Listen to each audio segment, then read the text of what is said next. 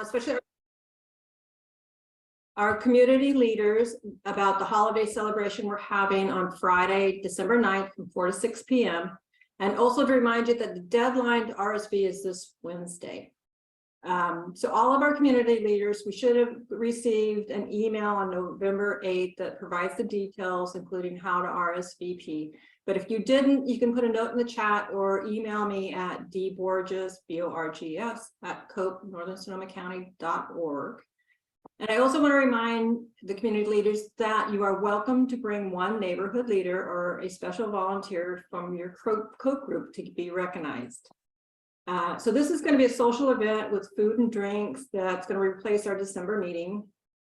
It's an opportunity for us to meet each other and celebrate our accomplishments. Also, some of our collaborative partners will be there, like some representatives from CAL FIRE and the other fire districts.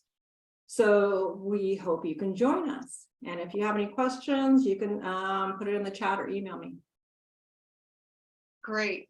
And Diana, I dropped your email into the chat so people can find it there. Okay. I noticed Keith Roberts is here too from Supervisor Gore's office. I know we've left a few messages for Supervisor Gore and hoping that maybe he could make the party as well. So great. Any other announcements? Sorry, Keith? I just said I'll check in with him on that. Thank you so much. It'd be great to have somebody from the office there. All right. Any other announcements?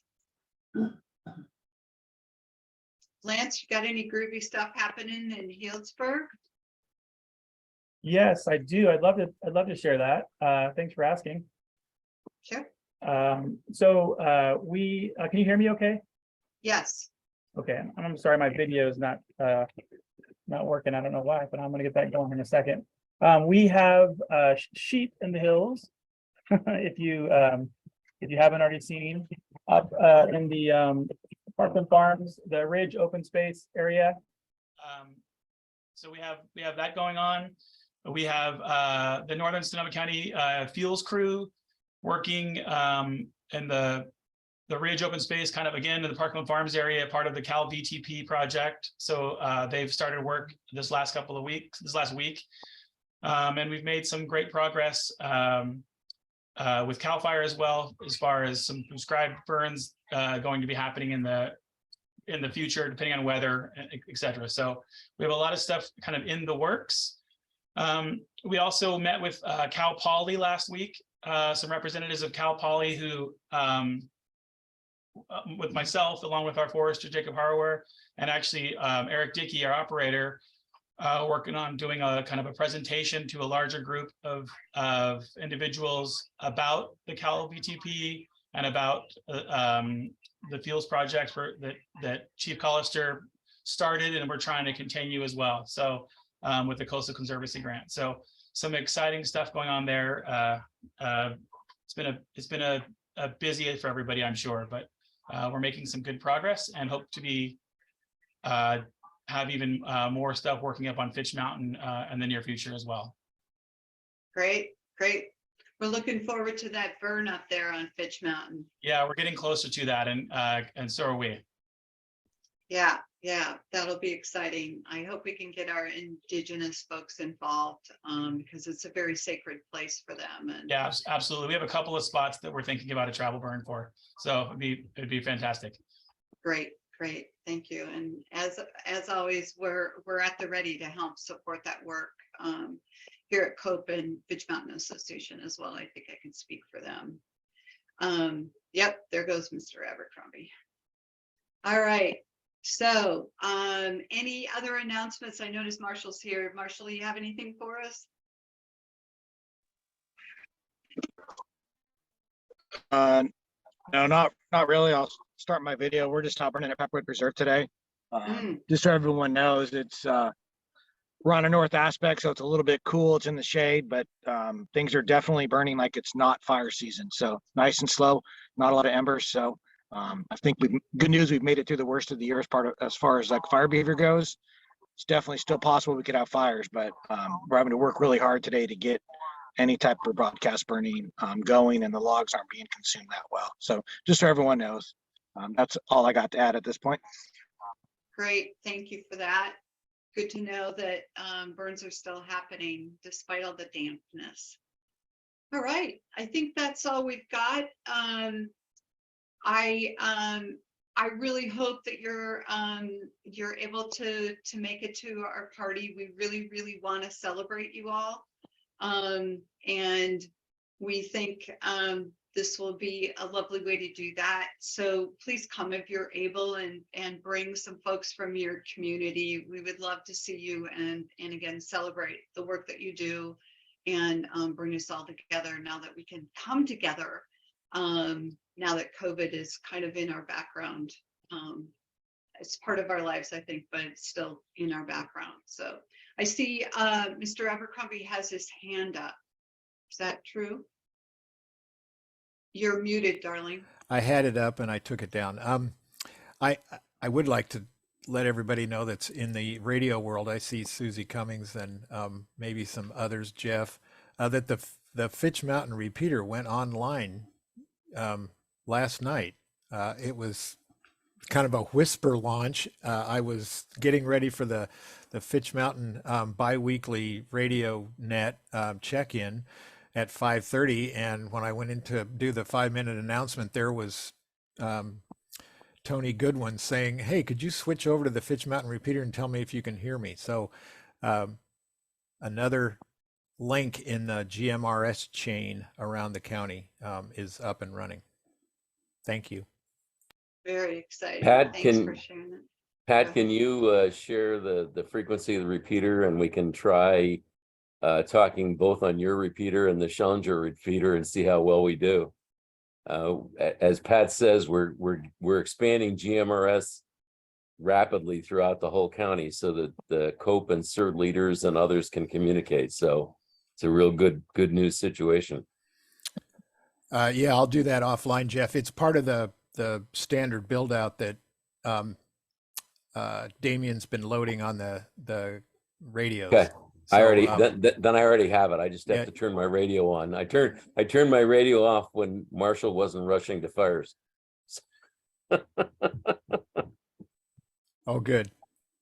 Right on. Yeah. There's so I'm going to segue into Jenny talking. This is perfect segue, Jenny, to your work. Is this idea we talked about just before we got online today about how fire season, our nervous systems are calming down a bit, right? We have just the ability to take a deep breath and know that we have made it through peak fire season. We can't say fire season's over anymore. That's not kosher according to CAL FIRE. So we're just breathing a sigh of relief that the major stuff is behind us for this year. And it's perfect that Jenny's here to talk about what are the things that we can do to fill ourselves back up and to be kind to our nervous systems. We're going into holiday season, which can be another stressful time for people. So I think the timing is perfect to have her here. And certainly she has the expertise in her organizations doing some really incredible work that I'm looking forward to sharing with all of you. Some of our first responders are very familiar with their work, and those of you that may have been, some of you, no, I don't see anybody really who's been in a shelter necessarily from the fire, I don't think, but they've done work in the shelters as well during those evacuations that we've had. So at this point, I would like to turn this over to Jenny to talk about IHAN, the Integrative Healers Action Network. She and I know each other from more of a professional part of our lives. Since I spent most of my career as an integrative healer, we crossed paths in that professional path. And then when I moved up here, it was like, whoa, she's in the fire world. This is all bringing it all together. For me, it was. So let me turn it over to Jenny. Thank you for being here, Jenny. Thank you for that introduction, Priscilla, and thank you for inviting me to this meeting. It's really great to meet all of you, and thank you for all the work that you all are doing in our community, mobilizing and organizing. And it's been incredible to see how our community has grown in so many different ways in terms of creating more resilient communities since 2017. So I really admire the work that you all are doing with COPE. And I'm excited to share with you a little bit more about our organization, Integrative Healers Action Network. My name is Jenny Harrow-Keeler. I'm one of the co-founders of this organization, and I'm the current executive director as well. And we actually formed during the Tubbs fire. Myself and my co-founder, Dr. Jen Riegel, were a few of many integrative health practitioners who started organizing clinics around Sonoma County for evacuees, firefighters. We set up at both the National Guard armories and during Tubbs. And then after the fire was contained, we met with the Red Cross and said, hey, we saw this gap in care, and we made a big difference, especially at the shelters. So we, from there, were able to form a community partnership with the American Red Cross, and they actually were very instrumental to our growth and development as a nonprofit. We received our first chunks of grant funding from the Red Cross through their wildfire recovery program in 2019. So I'm actually going to be sharing a presentation that I just shared with the Red Cross, our local office, last Thursday. And I'm going to go ahead and share the screen. Okay.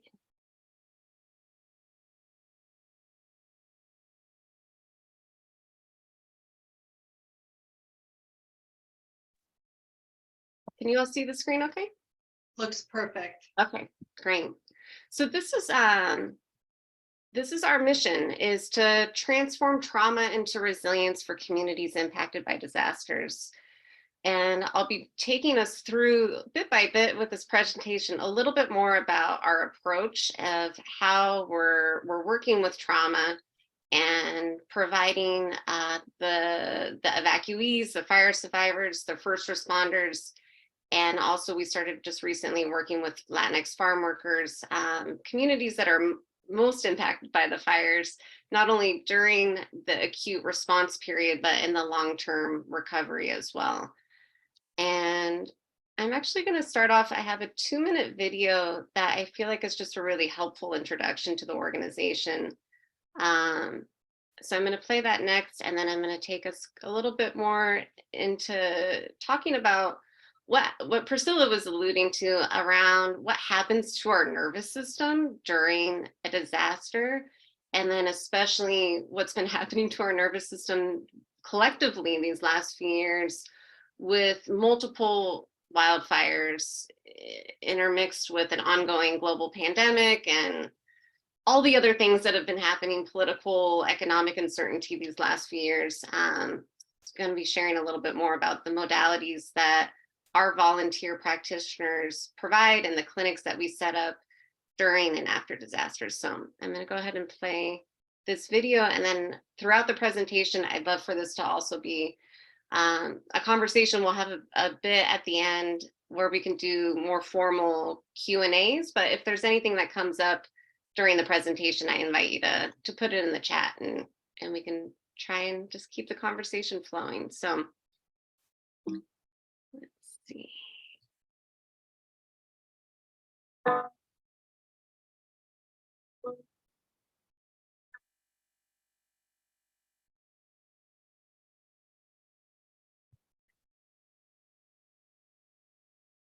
Jenny, we're not getting your audio. Oh, you're not getting audio? Mm. When people are impacted by disaster acutely, Got it. one of the main things that we see that they need is a safe space to be held by someone who is trained to provide services that can help relieve some of their stress, anxiety, and help them start to work with the trauma.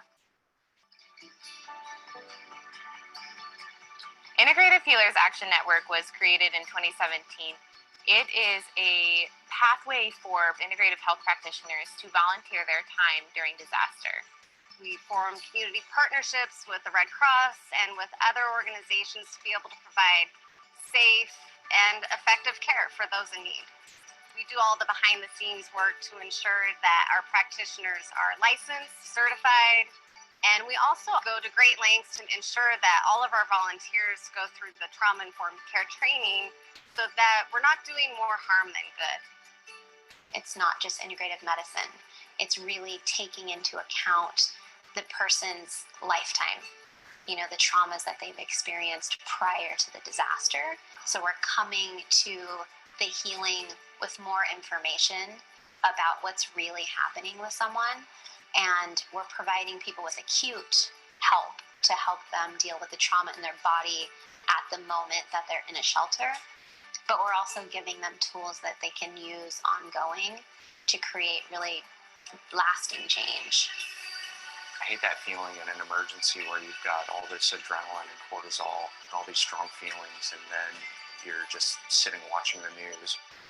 I've always wanted to put that energy into something productive and useful.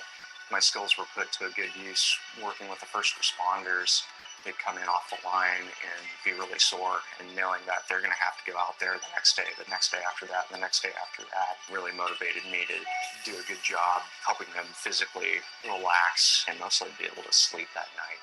That was pretty rewarding. IHAN is doing a good job of trying to meet people where they are, and that includes practitioners.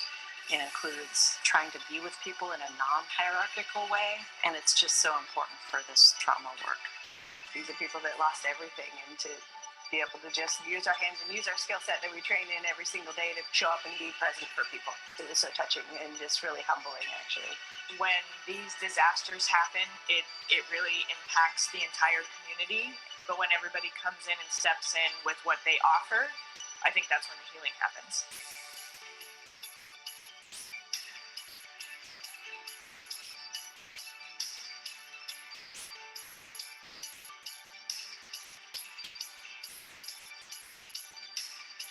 Climate change is threatening the health and wellness of our communities, and integrative medicine is an integral part of the solution. We appreciate any contribution that you're able to make, small or large, so that we can together turn trauma into resiliency.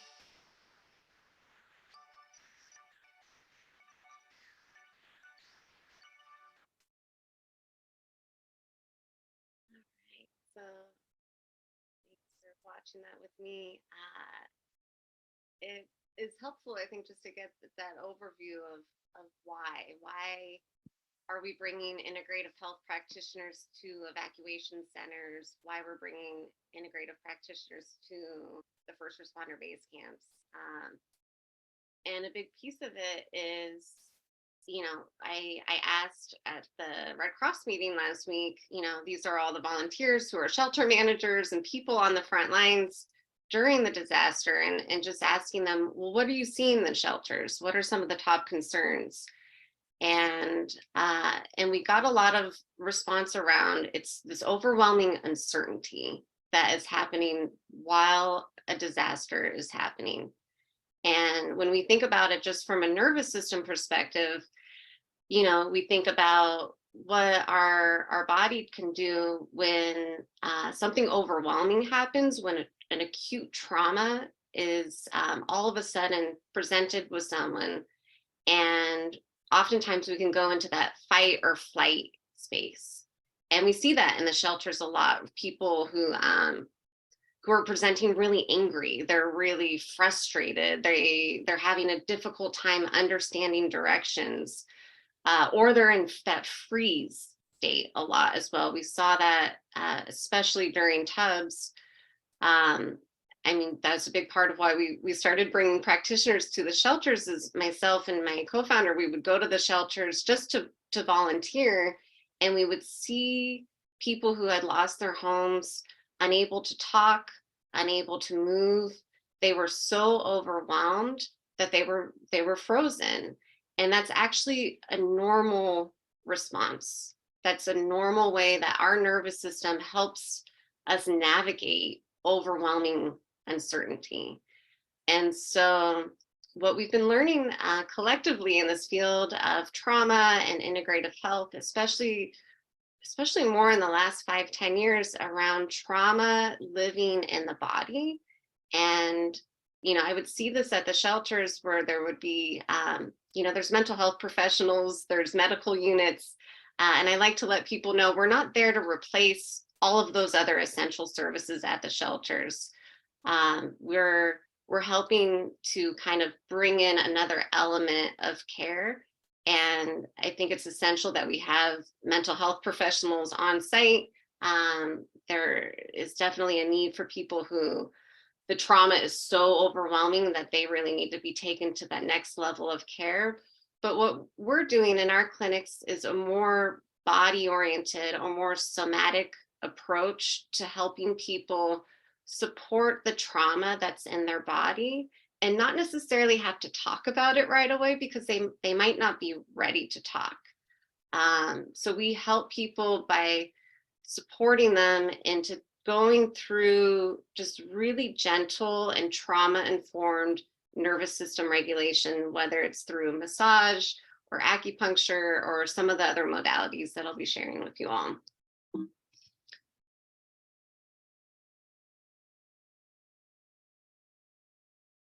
So I mentioned, you know, the need for this approach to be really trauma informed, because that's what we're seeing at the shelters is a lot of trauma. And we're an organization that has been able to put together a variety of integrative health practitioners who may or may not have had training in trauma-informed care prior to being involved with disaster response and recovery work. And so we have been able to work with a variety of clinicians and other mental health professionals who have put together some really wonderful trauma-informed training videos for our volunteers so that we go into the shelters knowing what to expect, knowing how trauma can present. And we really are taking a slow approach to bringing people again back into that nervous system regulation. So for example, we see a photo here. This is actually during the glass fire we set up at one of the LACs at Maria Carrillo High School. 2020 was tricky in a lot of things, but especially figuring out how to deliver care because the shelters, as we know, were, you know, Red Cross and the county were looking to find alternative spaces for people aside from congregate sheltering. And so when we offer massage to people, we're not doing a traditional like, okay, we're going to give a massage for an hour, because what can happen from a nervous system perspective is that if you go from a really heightened state into a very, very deep relaxed state too quickly, it can actually be dysregulating for the nervous system. And so we've worked with our volunteers and trained them to do shorter treatments, shorter segments, so that we're bringing someone who may be really agitated and up here to just slowly coming back down into regulation.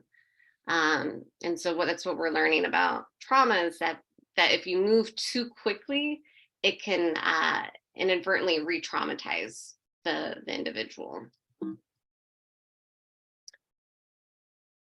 And so what we've noticed, especially at the shelters, is that a lot of the population that is going to the shelters are coming from traditionally underserved parts of our community. And so they are coming with a whole range of trauma history.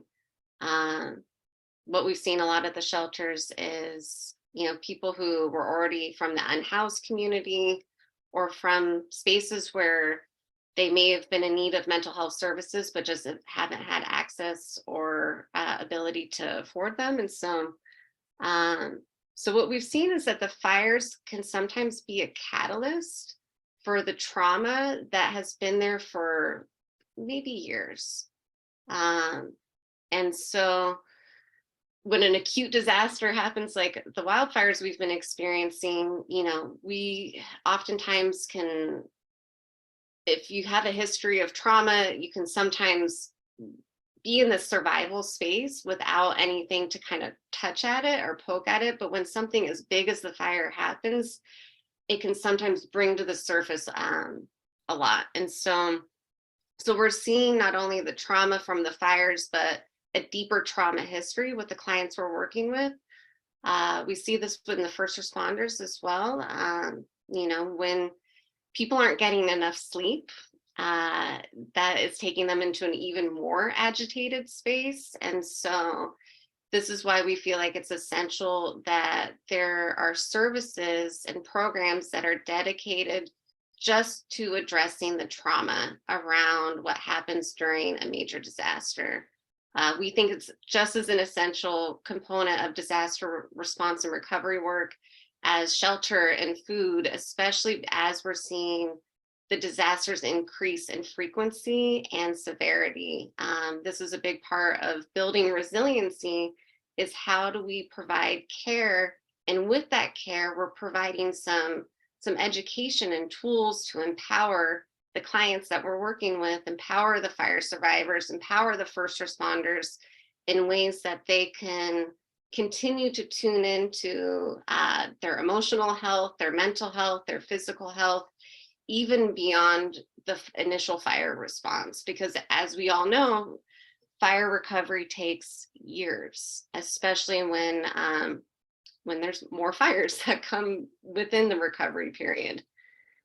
And so our aim, again, is to help bring into regulation and to support people as they're navigating the very acute stages of trauma, and then again, providing tools to support them in the long run, and as especially as the need for more tools to be resilient is growing.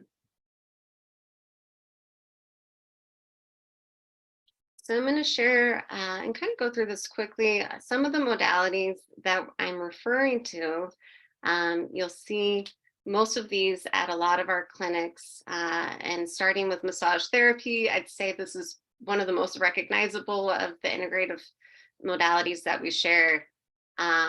It's definitely one of the most popular. And as you know, big help in pain management. It can help with stress. We've seen this a lot at the shelters for people who are sleeping on the cots. The shelters are not a comfortable place to be sleeping. So we see a lot of physical pain manifest, and then also trouble sleeping.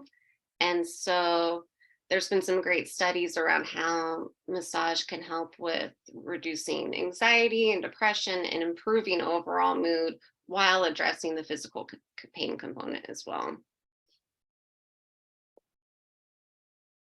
Acupuncture, we've been able to partner with an incredible organization called Acupuncturists Without Borders. They formed during Katrina and have been providing acupuncture all around the globe in disaster situations. And so we've been able to learn from them more around the NADA protocol, which is about ear acupuncture. That's predominantly what we do in our clinics, because we're able to serve multiple people at the same time, create a circle, people sitting in chairs. As you see in this photo, this is actually from one of our Latinx farm worker clinics at La Luz in Sonoma with our partner, the Botanical Bus, who I know we wanted to be here today as well, because I'll speak a little bit about their work, because they're doing incredible work in our community. But ear acupuncture, it's safe, it's effective, it's incredibly helpful with managing stress, pain. Again, you're going to see a lot of the symptoms are that we're addressing are similar across the modalities. A lot of sleep issues, anxiety, depression. These are quick and effective tools to, again, help bring people back into a more regulated space in their nervous system. Naturopathic medicine is one of the main modalities we're working with, especially for our first responder community. This photo is actually from one of our clinics last year out at the Goldridge Station. We've been partnering with the Volunteer Fire Foundation for the last a little over 2 years now, in providing free integrative clinics for volunteer firefighters and the entire first responder community in Sonoma County. We try and do these clinics either quarterly or monthly, depending on our funding access. But naturopathic medicine is incredibly helpful, especially around environmental health factors for our first responder communities. So you'll see in this image here, this is a firefighter that's receiving a nebulized glutathione treatment. And so glutathione is a natural substance in our body. It's a precursor to help with detoxification. And so in nebulized form, we're able to get directly to the lungs and help release some of the toxins that are that affect the respiratory system. And so we're actually, this new year, we're doing a pilot program in partnership with the Volunteer Fire Foundation and First Responders Resiliency of bringing 16 firefighters through a full 16-week detoxification program. There's a lot of research and data especially since 9/11, around how the exposure to burning buildings and the link to cancer for our first responder community. And so our naturopathic doctors have a lot of tools in testing for these toxins, and then after testing, able to take them through a safe detoxification program with tools like this nebulized glutathione, and also supplements and different ways to help reduce the environmental toxic load. But naturopathic medicine, we're also able to help with, again, pain, insomnia, stress, anxiety, things like that.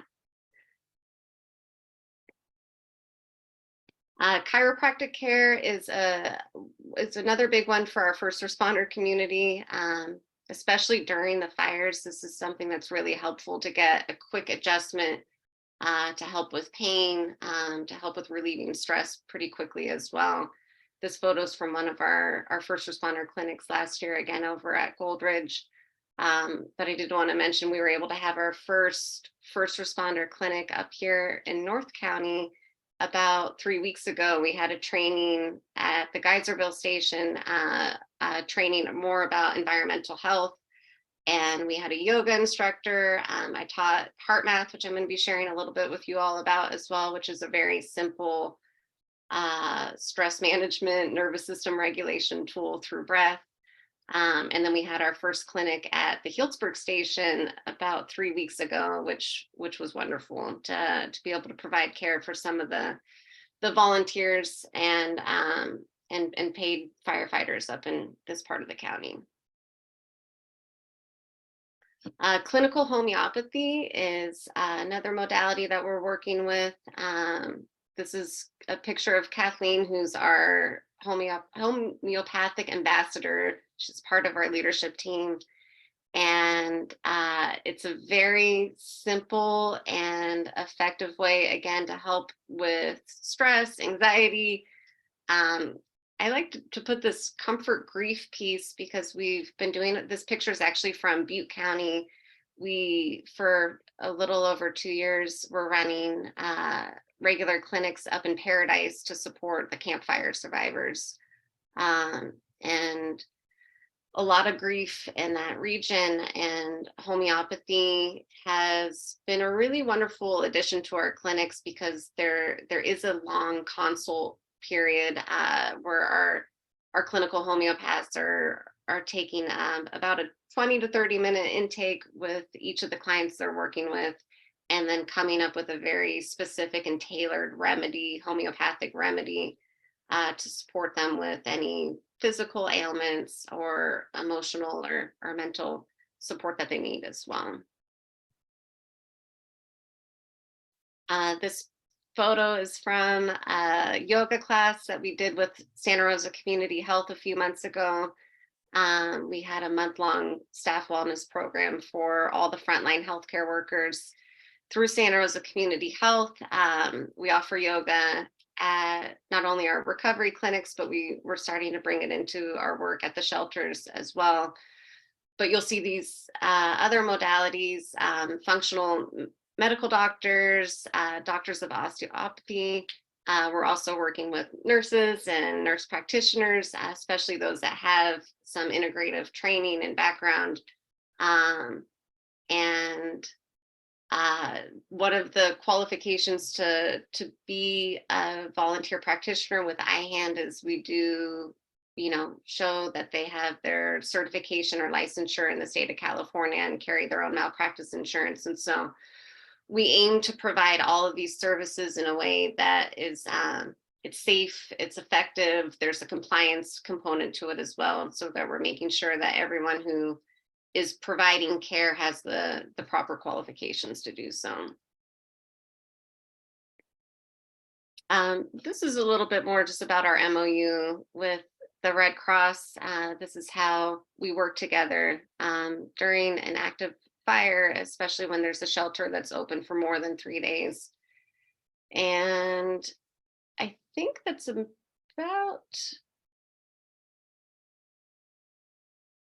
it. This is yeah, I wanted to also share that if anyone's interested in learning more about our trauma-informed training, we do offer it for free for our volunteers. But I think it's relevant for anyone who's doing work in fire response and recovery.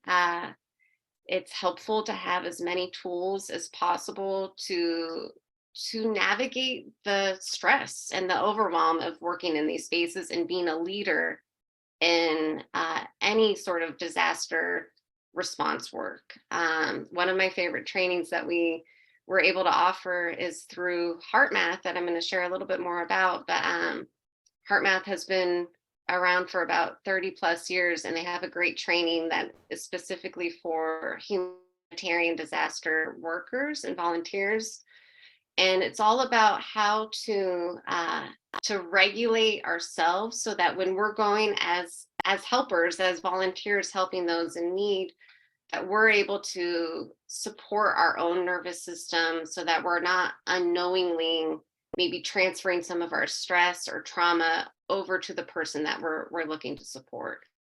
But I have my email up here if you have any questions about our work. And I've put Cynthia, our Director of Volunteer Services, email as well. If you're interested in learning a little bit more about our training, she can help get you access to that, because we've been working the last 5 years and compiling and putting together as much training and resources around how to provide trauma-informed care in any way. It doesn't have to be necessarily through one of our clinics. I think the more trauma-informed we all are as disaster supporters, as disaster volunteers and workers, I think that's a big part of helping build resilient communities is to make sure that we as leaders in our community are supporting ourselves, are tending to our own nervous system, and just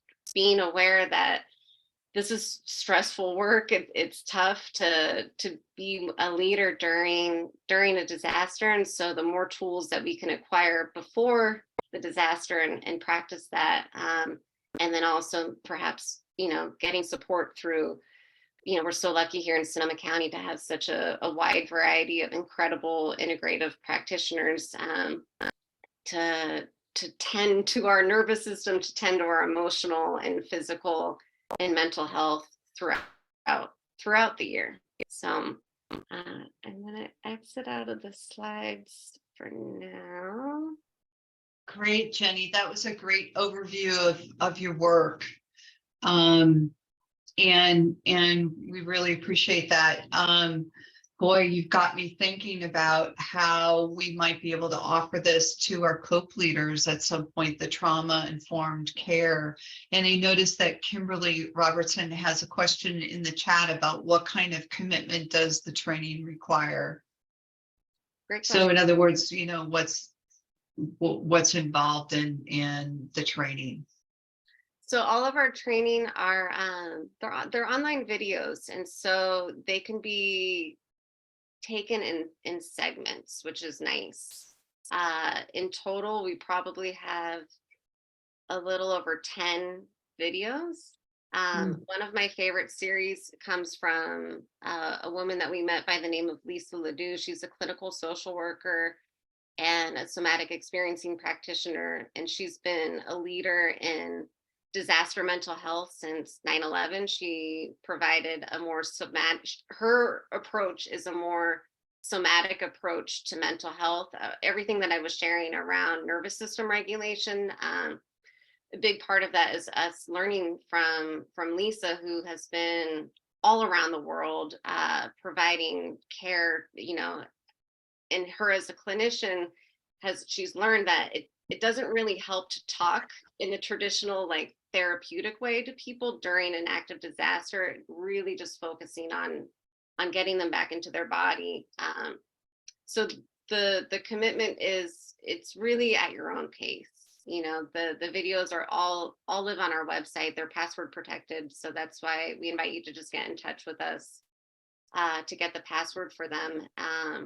And then just take them in pieces. And I would invite you to go slow, because that's a part of being, I think, trauma informed as well, is that slow is really good. Slow in letting ourselves digest the information, maybe practicing it bit by bit, letting it integrate into ourselves, and then taking a break before going on to the next one. And so the good news is, I know we're not completely out of fire season, but it's feeling a lot less urgent than it has in previous years. So I feel like we have some time to digest any new information and let it settle.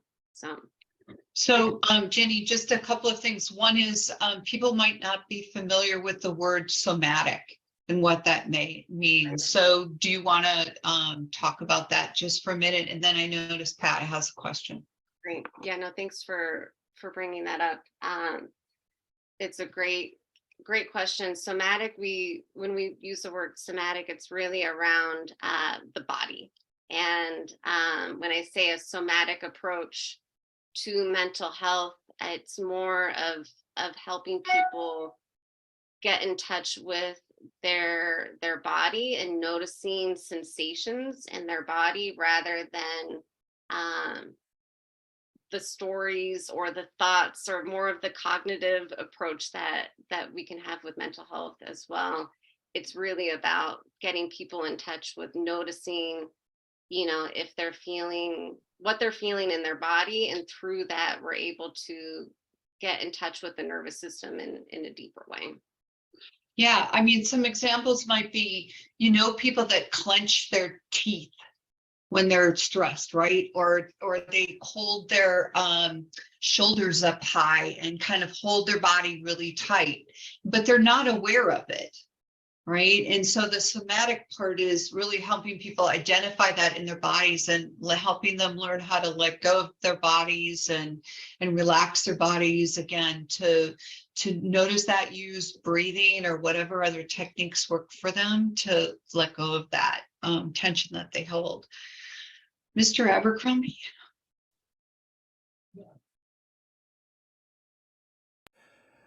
I'm curious, Jenny, with the exception maybe of massage and maybe chiropractic, these are not mainstream modalities of care. And I'm wondering, in these disaster situations where people are in a overwhelmed state, how do you demonstrate, or how do you inform people well enough about how this care can help them for them to take advantage of it? Yeah, that's a great question. Because we see that a lot of, these are not mainstream forms of care, and especially at the shelters, the populations that we're serving, there's a large number of people from the Latinx community. English isn't their first language. and so we've had to learn over the years of how do we communicate in a way that's both culturally competent and also understandable, especially like you said, when people are already overwhelmed and stressed by the trauma. And so a big part of that has to do with the space that we create at the shelter. For example, when we've been at the Santa Rosa Fairgrounds, we'll set up a space either in the middle of the shelter or towards the side and back. And there's always some confusion where people are like, what are you guys doing here and what's going on? And massage is the gateway because everyone pretty much knows what massage is, even if they haven't received one. There's something more mainstream about massage that kind of gets people's attention. And so what often happens is that people will come and sign up for a massage because that's what they know and understand. And we maybe only have 2 massage therapists, so there's a wait. And so what will happen is that we have,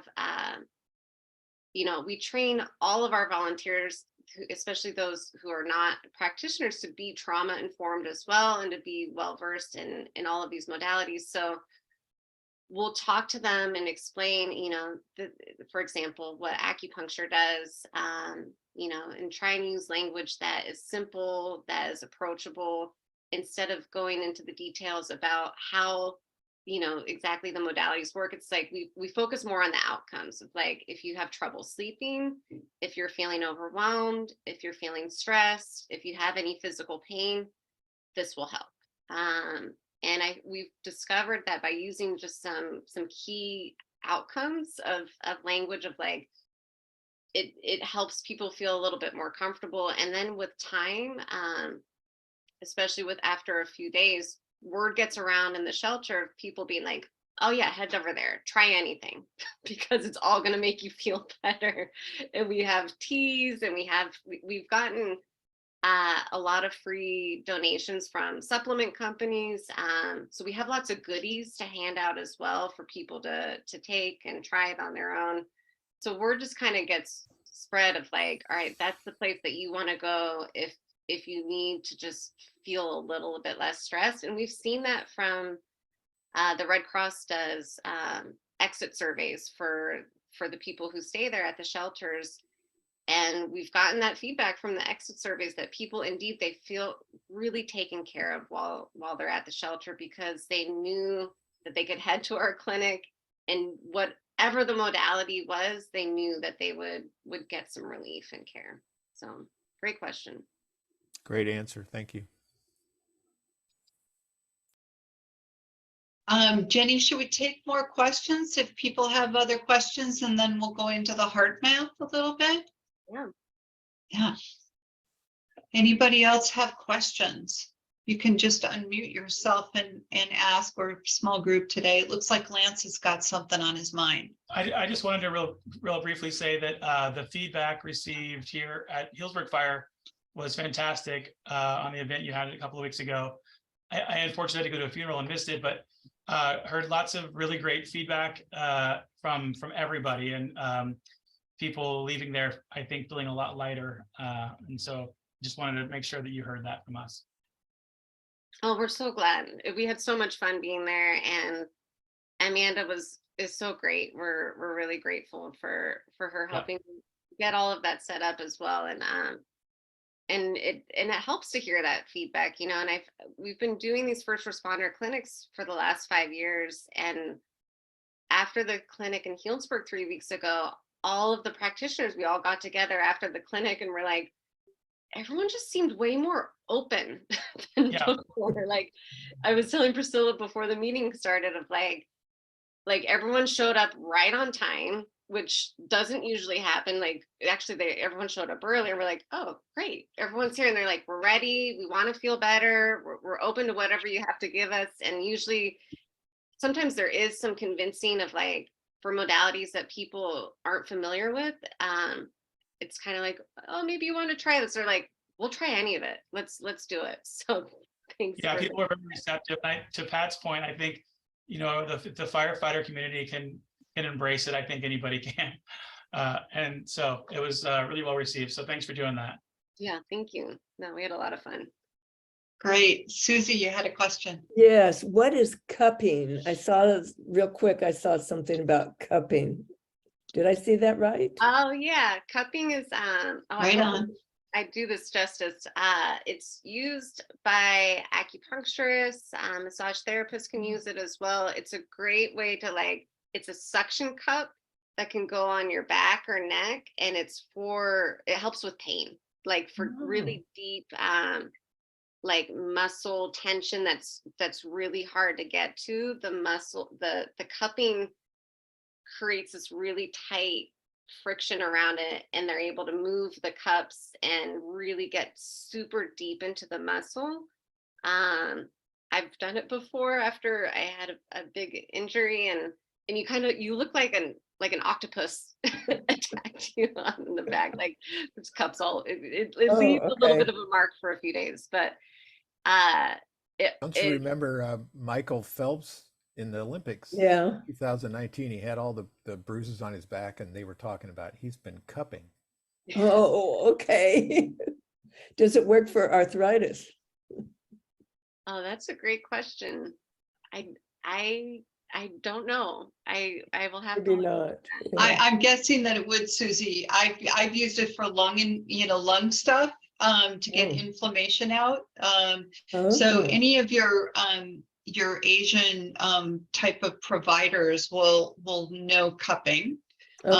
So what they're doing is heating a glass cup, the kind of a round thing with an opening. They heat it up and then stick it on your back. It feels weird, but it can do magic. Oh, okay. So yeah, really can be quite wonderful. All right. Sure, of course. Thanks for asking questions. Anybody else have any questions for Jenny? All right. How about learning a little bit about HeartMath and what that's all about? Funny name. So tell us all about it. Yeah, great. And before I transition to HeartMath, I just want to share one more point of, during a fire, we are usually set up at one of the main Red Cross shelters. And so I just want to let you all know that we're open to the community. It's all free. If you know of anyone, or if you yourself need extra care during a fire, we check us out on social media. We'll always update our social media during an active fire, but come and receive care. We've tried a variety of places to set up clinics during a fire, and we've just found the shelters seem to be the most effective because that's where people already are. But we're not, it's not limited just to people who are at the shelter. I mentioned before, we set up at one of the LACs during 2020. So I just invite you to follow our social media, especially during the fires. If you or anyone needs some extra support, these are all volunteer services, and it's something that, I think is helpful. We all can use. I know that I receive care at our clinics during the fires because it's stressful. It's tough. So so I'll go ahead and transition to HeartMath.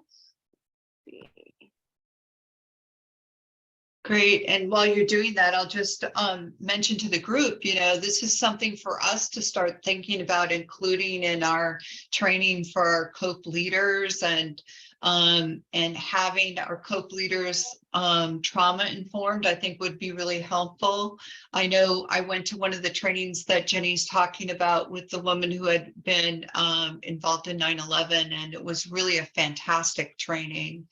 Really came away from that feeling like I had a much better idea about how to approach people when they're in the middle of it. And we deal with our neighbors when we're in the middle of a fire. It may not even be in our area, but people are reacting to it, right? Their nervous systems are overwhelmed, they're fearful.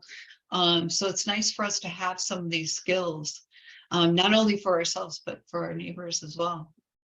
I'll turn it over to you, Jen. Yeah, no, thanks for saying that. I think it's there's ways to provide healing beyond a formal clinic like this.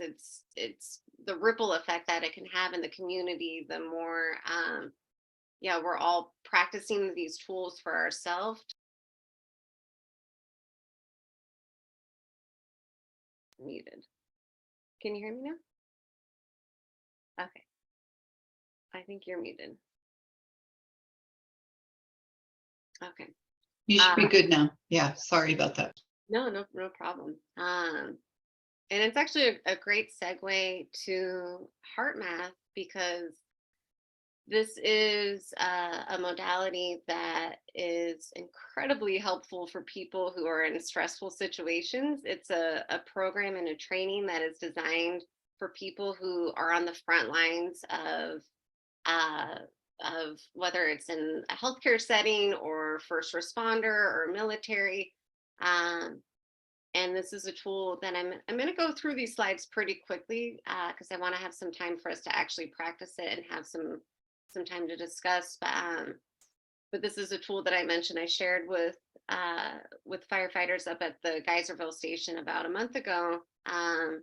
And Kaiser just sponsored my training I just joined a cohort to become a certified HeartMath trainer over the summer. And there's a big investment in healthcare, especially to get more and more people trained in HeartMath, because it is a very simple and very effective modality to help people just get into a more nervous system regulated space. And so lots of research that has gone into HeartMath, and it's been around for over 30 years. And I mentioned some of the professions that the HeartMath system is being used by. The cohort that I was in was all around frontline healthcare workers. There's a lot of investment, especially with COVID, to support the burnout and stress that healthcare workers have been faced for a while, but especially with the pandemic. But it's a really helpful tool for anyone who's working in an environment that is on the front lines. Oh yeah, I could definitely share the slideshows for sure. And so, so they have this program that is all around resilience, and I know that resilience has become a big buzzword these last few years. We have it as one of our main words in our mission statement. But what I love about HeartMath is that they're thinking of resilience as something that we can learn. This is a tool that we can practice, and thinking of resilience being connected to our energy levels. And so some of the outcomes are around, just like it says here, leveraging your ability to think clearly under pressure, and then increasing your ability to maintain situational awareness, and helping diminish symptoms of stress that come from working on the job, and perhaps in personal situations as well. Okay. So I like giving this slide because this is data that is from World War II, and it shows how, as humans, we can only endure incredibly stressful situations for so long. And in the beginning, and they use this line here as the performance level, in the beginning of a challenge, the beginning of, in this case, a war, but we could also apply this to a fire. There's this kind of like, all right, we're embracing the challenge and wanting to be in this peak performance space. And for a while, there can be a level of maximum efficiency where we can be at our best, physically, mentally, just being in that peak space. But after a while, and again, this is all coming back to the nervous system again, our bodies and our minds get exhausted. And then there reaches this hyper reactive state.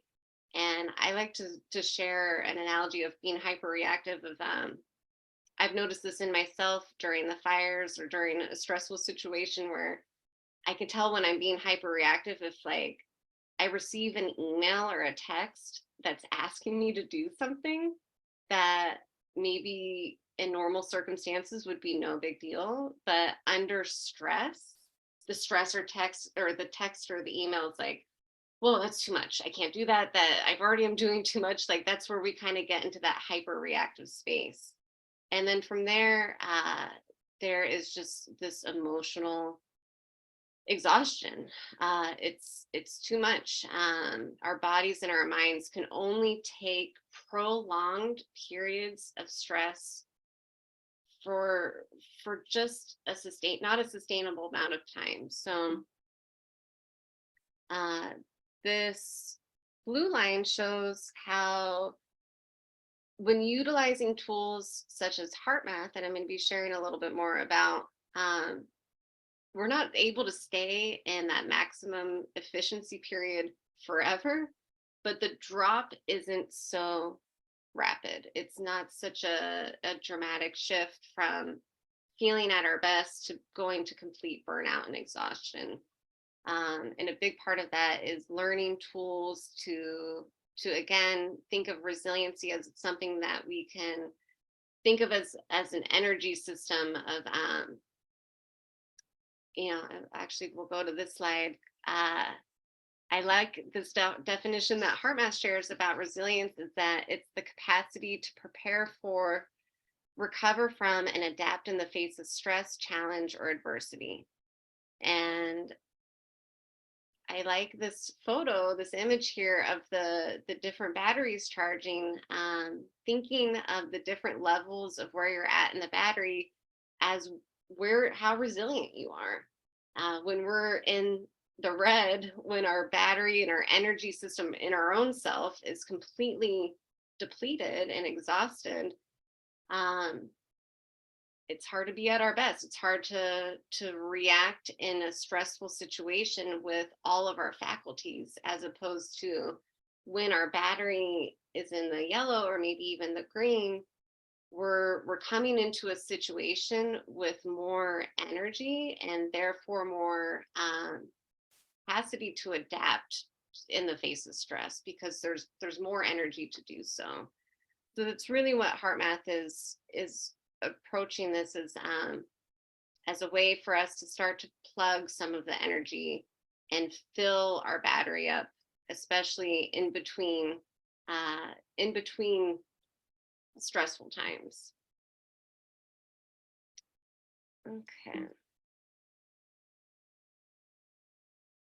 So like I said, we can learn how to build our resilience capacity and sustain energy more throughout the day. And a big part of HeartMath is around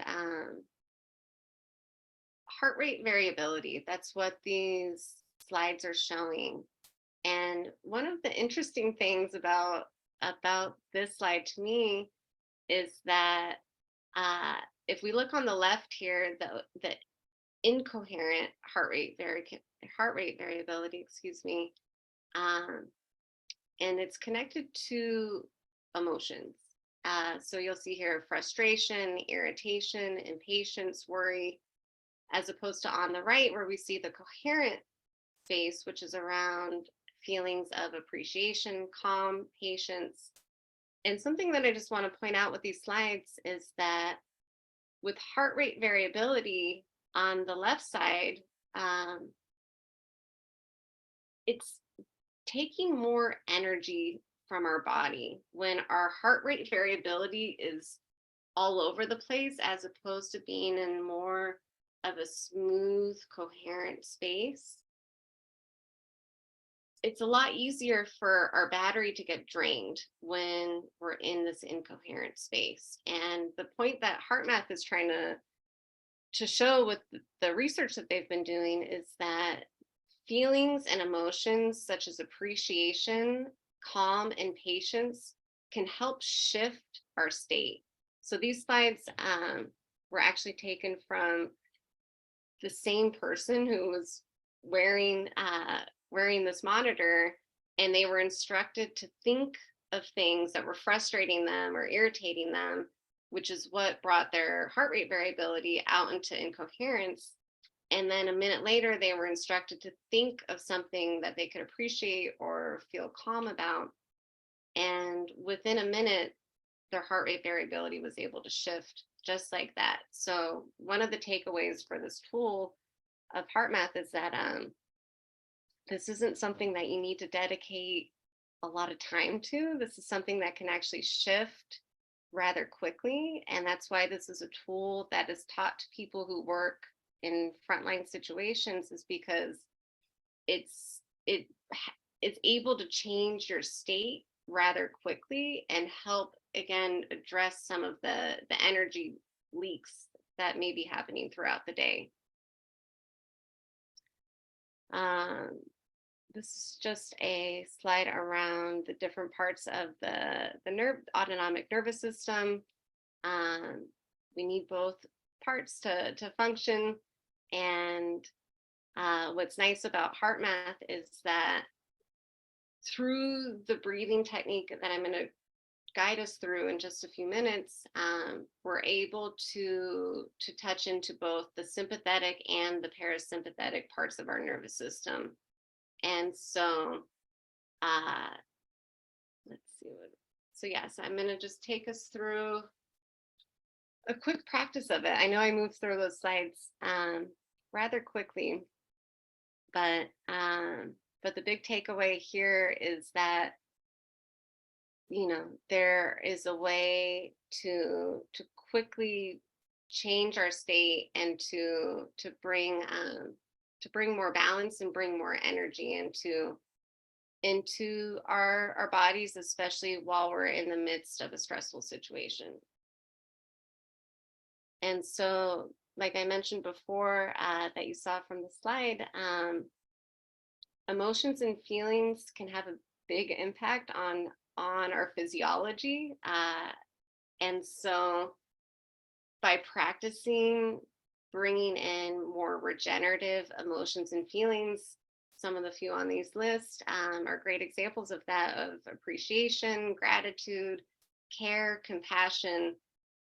Just by thinking of it, just by conjuring a memory of something that evokes one of these emotions or feelings, can have a big impact on how we feel in our body and can shift our nervous system into a more regulated space. So I'm going to take us through the steps of HeartMath quickly, and then we'll have a few moments to practice together. But the HeartMath has a variety of tools. I'm going to be teaching us what I think is one of the most simple ones, because there's just a few steps. With all the different HeartMath tools and techniques, there is a lot of emphasis on focusing your attention in the area of your heart and imagining your breath flowing in and out of your heart, starting to breathe a little bit slower than normal. And the suggestion is to inhale for 5 seconds and exhale for 5 seconds, or whatever count or rhythm feels comfortable or easeful for you. The key is to keep the count even on the inhale and the exhale.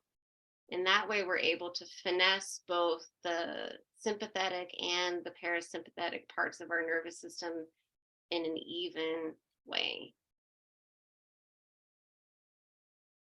And the second step is to make a sincere attempt to experience a regenerative feeling such as appreciation or care for someone or something in your life.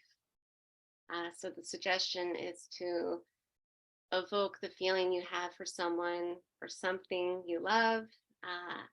This could be a person, it could be a beloved pet, it could be a special place. I always like to think of places in nature that help me feel calm or ease or appreciation.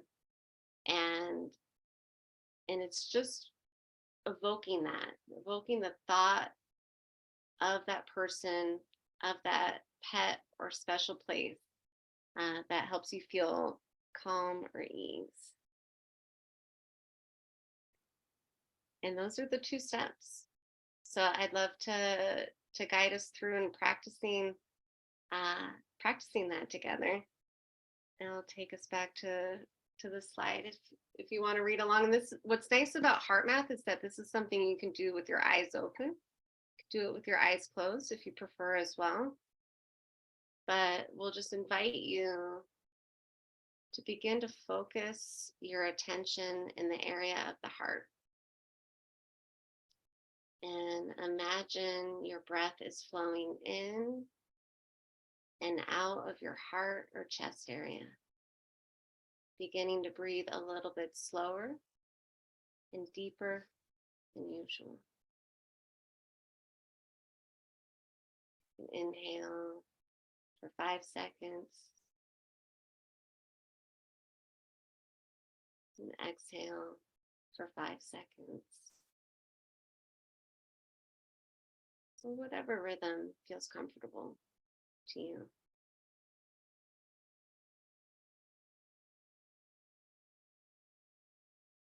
Imagining your breath flowing in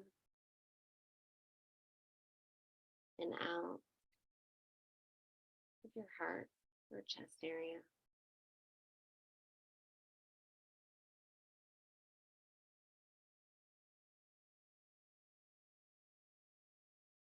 And the second step is to make a sincere attempt to experience a regenerative feeling, such as appreciation or care for someone or something in your life. It could be for someone you love, person, pet, place that's special to you, maybe a beautiful place in nature.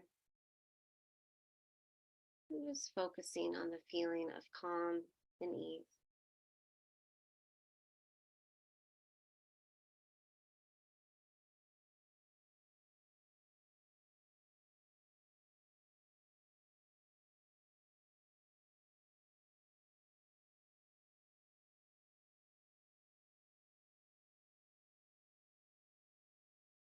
And that's something that you can practice throughout the day. It just takes a moment. And I'm curious, how that was to slow down, to bring awareness to your breath, and to see if there's any noticing of what you feel after practicing something like that. And if you want to unmute yourself or put in the chat.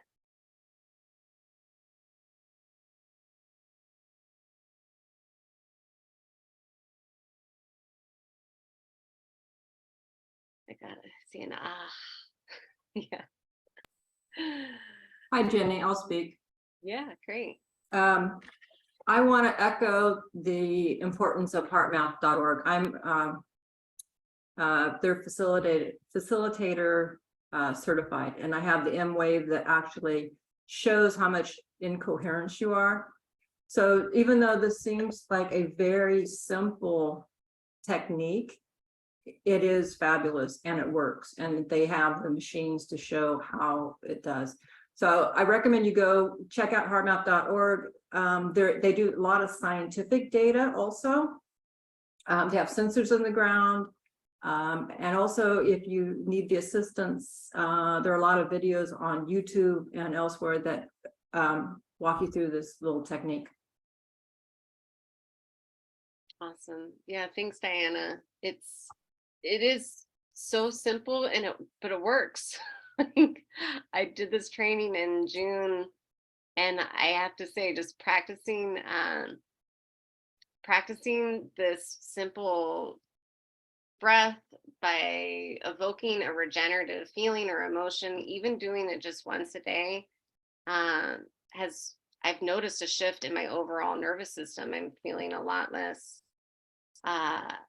just agitated, really. And I mean, these last few years have been tough for I think most people, and so it's nice to have a tool that is really simple, that can help bring us into more coherence, like the slide says, and it can help us really tune into more of our higher faculties in our cognitive ability as well. When our hearts are in coherence, when our nervous system is more in coherence, we're able to really tune into more of the powerful decision making as well. So that's why these tools have been shared so much with first responders, and frontline healthcare workers, is because we want people who are in stressful situations to be able to have access to their best decision making skills. So Jenny, I just wanted to share some of the stuff in the chat. Yeah, great. Very nice feeling. Just took me away from what I was thinking to concentrating on my breathing counts. Similar to what I've been learning about breathing from the personal trainer I just started working with, very effective for relaxation. And breathing is so important while moving your body, right? And that's another thing for those of us that are doing physical work, that doing it with the breath is so important. Randy, that's what your trainer is teaching you, huh? Great. And then Susan Gansel, thank you to everyone for such an informative and helpful meeting. She had to run. And then thanks, Jenny. I can definitely use this and we'll practice it. And then Mr. Abercrombie, anytime I focus on my breath, I am brought to the present moment. Isn't that the truth? I stopped focusing on what I need to do, what I did an hour ago that wasn't quite right. Yeah. And I just wanted to add, it's this kind of work is so important for those of us that are trying to be responsive and creative. If you want to be creative or think outside of the box or problem solve, if you're stuck in that flight and fright and stressed place, it's really hard to have that extra dimension of being able to be creative or find solutions to things or problem solve.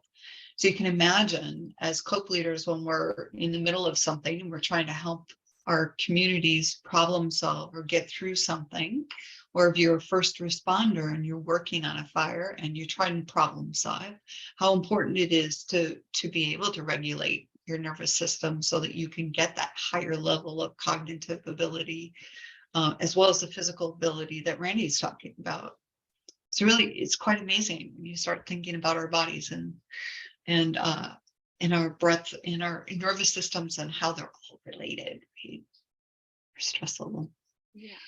No, and that's, I think, what's so powerful about HeartMath is they've done all the research to show what's happening, and then providing, again, just these simple tools to help. And so I have this last slide just to show, these are a variety of different ways to help support nervous system regulation and practice mindfulness. And I put under this HeartMath piece, I gave this presentation to like I said, up in Geyserville about a month ago to the unit there, and just letting people know you can do this HeartMath tool on the go. I practice it in the shower in the morning. It's a great way to start the day. But you could practice driving in between calls, even just practicing for 30 seconds. We practice together, I think, for a minute, maybe less.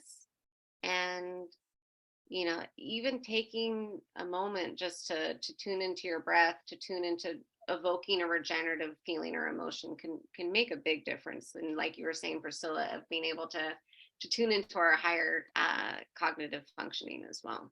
So I think that's it. I'm open to more questions and comments or thoughts? Yeah, there's a great comment in the chat. Spending time in nature is like attending a church service for me. Nothing else gets me to focus as much on who I am and my place in the world. Yeah, yeah, so true, right? That's some of the other work that I do is I lead nature therapy experiences for people. I wrote my master's thesis on the practice of forest bathing, which has been growing around the world, but it has some roots in Japan and it's been integrated into the healthcare system in Japan as a stress management tool and a way for like you described, Brandy. I feel that too. It's such a powerful modality, a powerful way to tune into self and into the bigger world universe that we're a part of. Right on. Yeah. Yeah, another thing that I've thought about for our group is doing an experience with Jenny, just getting out in nature, getting a bunch of us leaders out there and spending some time just recuperating and regulating our nervous system. We could call it that. And it will just sound really official, but we'll just walk away feeling really good, which is what we need, right?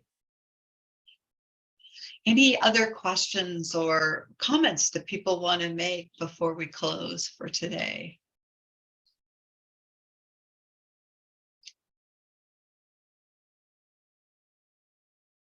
I'll do one.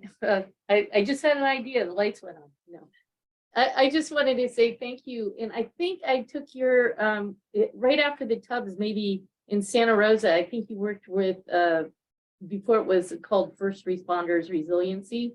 I think you did a huge workshop with the breathers and all that. It was really cool. And everybody did try to start with the massage. It was really funny.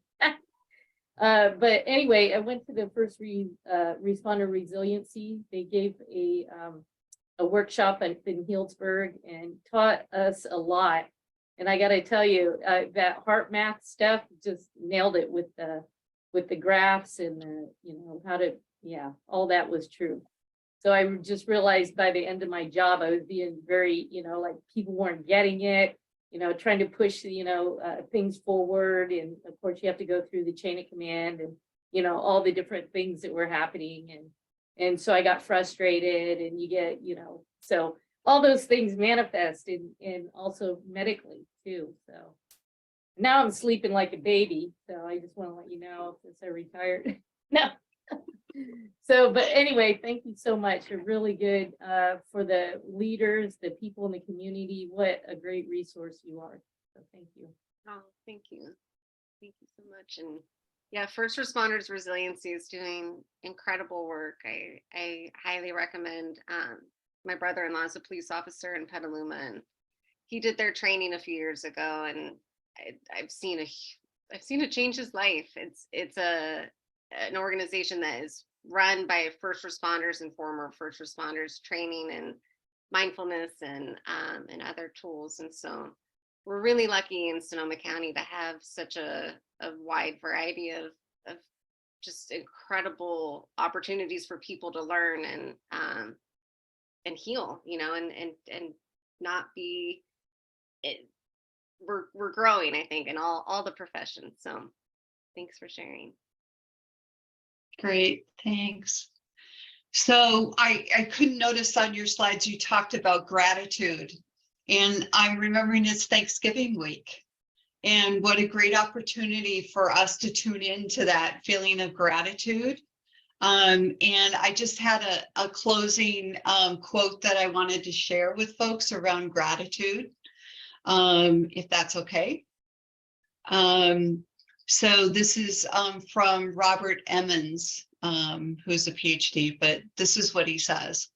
Learning how to experience gratitude involves being grateful as an attitude, not as a reaction when good things occur. One does not need to wait until things are perfect before being grateful. In fact, it may be just the opposite. It could be that the act of being grateful in itself makes one receptive to life's blessings. And these blessings continue as we continue to be thankful.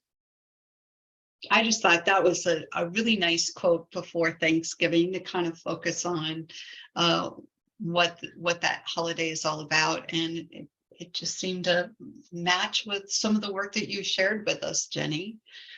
So many, many thanks to Jenny for being here today, for taking the time to share her work with us and for all that they're doing in the community. All of, like us, they are all volunteers that are taking their time to be healers when people are stressed and experiencing trauma, as well as our first responders who work so darn hard on our behalf, right? So really important work. So we send much gratitude to you, Jenny. And thanks to all of you for being here today. And we can't wait to see you at the party and have you a part of that Christmas holiday season time of year. So again, thank you so much. And we'll see you in a few weeks. If you have any needs, let us know. We're here to support you. All right. Thanks, everyone. Take good care. Everyone. Thanks, Jenny. Yeah, thanks for having me. You bet. Take good care. You too.